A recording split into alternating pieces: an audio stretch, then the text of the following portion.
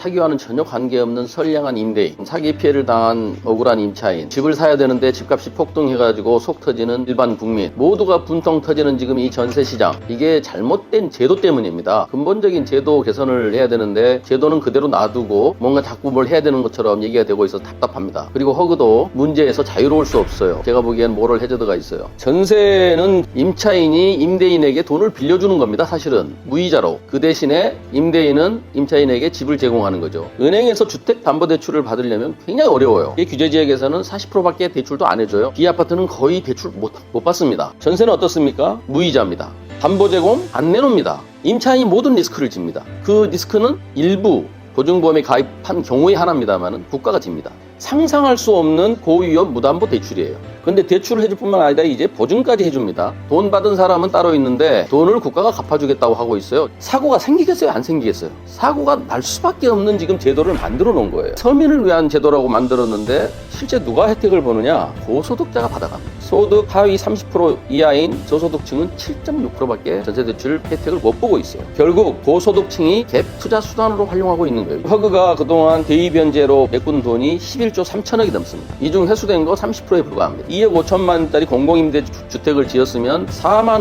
5,266채를 지을 수 있는 돈이 사기범과 투기 세력에 간 거예요. 잘못된 거 아닙니까? 그러면 이 제도를 고쳐야 되는 겁니다. 지금 제도를 고치지 않고 밑빠진 독에 어떻게 계속 물붓기 할 겁니까? 결국 이 전세대출과 전세금 반환보증제도는 서민을 위한 제도가 아닙니다. 명분만 그렇게 만들었지 미분양 대책이었고, 이 잘못된 제도로 인하여 주택시장 왜곡, 주택가격 폭등, 수많은 전세사기 피해자 양산, 결국 서민들에게 고통만 준 거예요. 이게 서민을 위한 제도가 아니라 이제는 이 제도를 고치고 패러다임 자체를 바꿔야 됩니다. 진정 서민을 위한 지원을 해야죠. 피 같은 11조가 넘는 이런 돈, 그리고 전세와 월세가 약간의 차이가 있지만 그 차익만큼을 국가가 차라리 보전을 해주든지, 이제는 정말 정책의 패러다임을 바꿀 때가 됐다. 근본적으로 제도를 고쳐야 됩니다. 그리고 허그도 내 돈 같으면 그렇게 했겠어요? 정부가 하란다고 내 돈 아니니까 막 보증해주고 대신 갚아주고, 허그도 책임의식을 느끼셔야 됩니다. 결국 이 정책의 문제는 국토부에서 해야 되는데 제도 고치세요.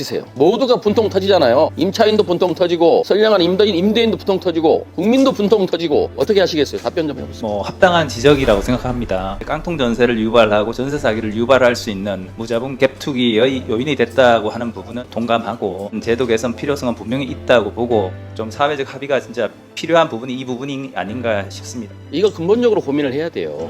알겠습니다.